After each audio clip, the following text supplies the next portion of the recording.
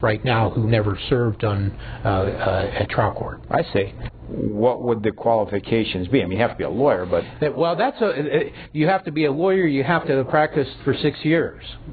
6 years. And the only requirement beyond that is that you get more votes than the person that you're running against. But and so I discourage lawyers from thinking about running for court. I see, Judge. I see. You have to practice law for 6 years before you can run for judge. Right. Any judge. Right. Okay. The people, we're going to touch on this a little later, but this might be appropriate time. But we've got a municipal courts in our common pleas. So we're going to have a municipal court judge on the show here pretty soon. Judge McElvain here is consented to come on and talk about drunk driving soon. But and then I guess we have you, sort of an intermediate position. Right. So if a litigant won, so to speak, not a criminal matter, but he won, so to speak, at the trial level. Yes. And the opposition was unhappy with that, so they brought an issue of law to you, and you didn't agree.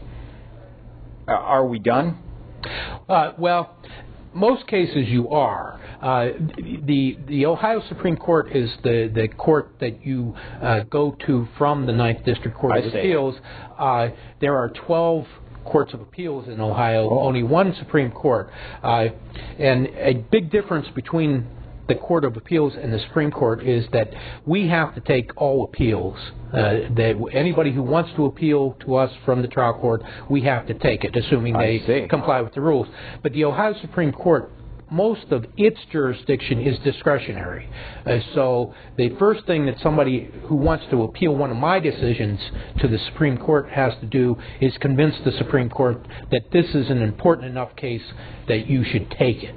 And what the Supreme Court looks at in making that determination is, does this decision affect more than the parties in this case?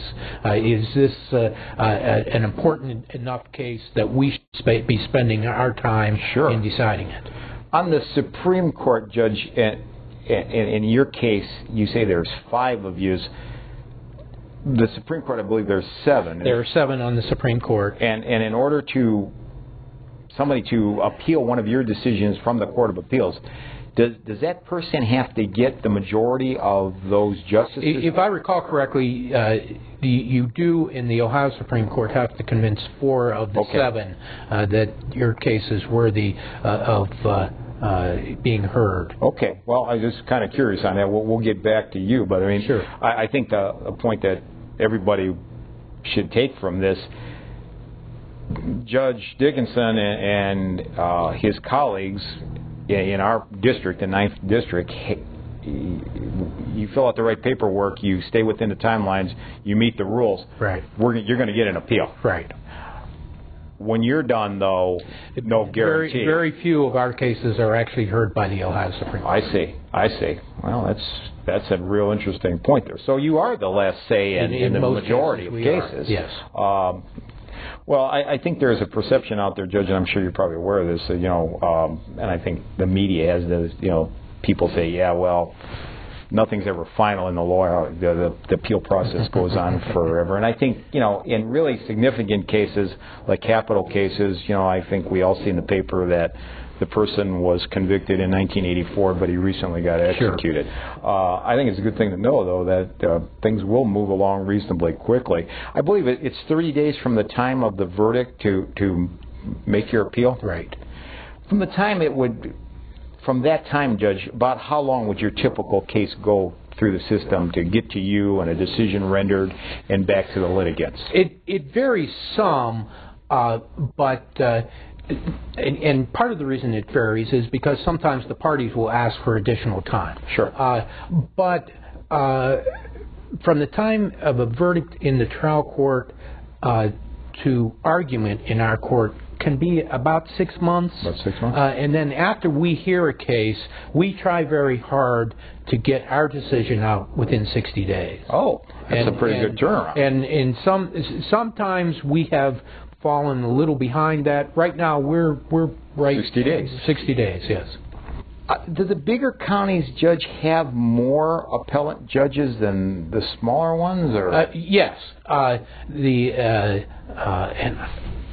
I can't remember. Cuyahoga County has 12 or 14. Well, I it's think. the 8th district. Yes, it's the 8th district, and I think it's 12 or 14. So, but always panels of 3. Always sit in panels of 3. Yes. Do you have to have a unanimous vote of the 3 of you in order to? For the most part, no. There's one exception.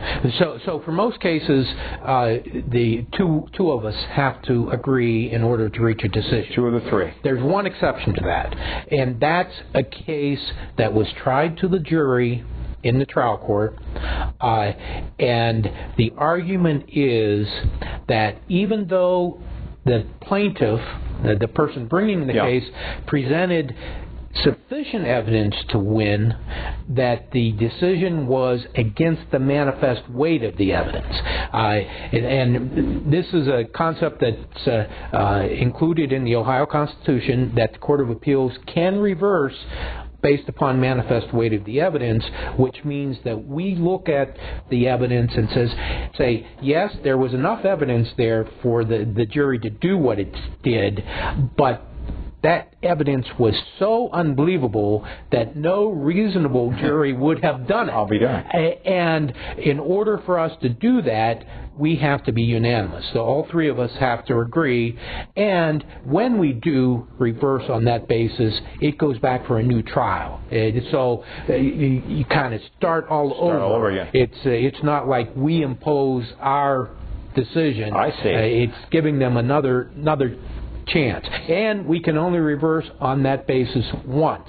So if it goes back and the same result is reached, then I think that under the Constitution it's assumed that the jury is more reasonable than we were. Right. Even though in that circumstances, Judge, that's interesting. But on the second time around, could there be an appeal on another aspect? On another, yes. Constitutional? For example, or if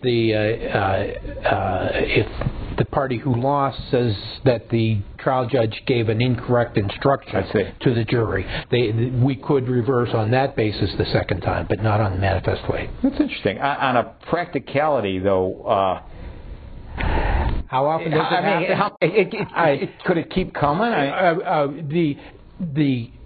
It's very, very, very rare to have a reversal based upon manifest weight of the evidence, even in those instances where the finder of fact was the judge, so that you don't get into this unanimous thing where it only takes 2. It's still very rare to have a manifest weight. There was one case when I was on the Court of Appeals the first time where it was the situation I'm talking about. It was a jury trial. It was a criminal case, and 2 of us thought that the jury's verdict was against the manifest weight of the evidence. So 2 of us thought the case should be reversed. The third one disagreed, and so it was affirmed. I'll be there. Okay, the question here that I got for you. It has been said that courts apply law to facts, and sometimes facts to law, but I think you got the idea. Yes. You deal with the law, right? For the most part, but how do you do that? I mean, well, this is one of the big distinctions between the trial court and the Court of Appeals, because in the trial court, a big part of what they are doing is establishing the facts. Okay. Either the jury. For example, if you have one witness who says that the light was green and another witness that says the light was red, the jury, or if there's no jury, the trial judge decides which one to believe. Yeah. And if he believes the one who says that the light was green, that's then the established fact for that case. Okay. Now, the trial court will also apply the law to that established fact. And so maybe the conclusion, based upon the fact that the light was green, is that the plaintiff loses. Okay. When it comes to us, we pretty much have to take the fact as determined in the trial court. So when it comes to you, as far as you're concerned, under your hypo, it's green. It's green. And then we're going from there. What we're doing is saying, assuming that the light was green, was the law correctly applied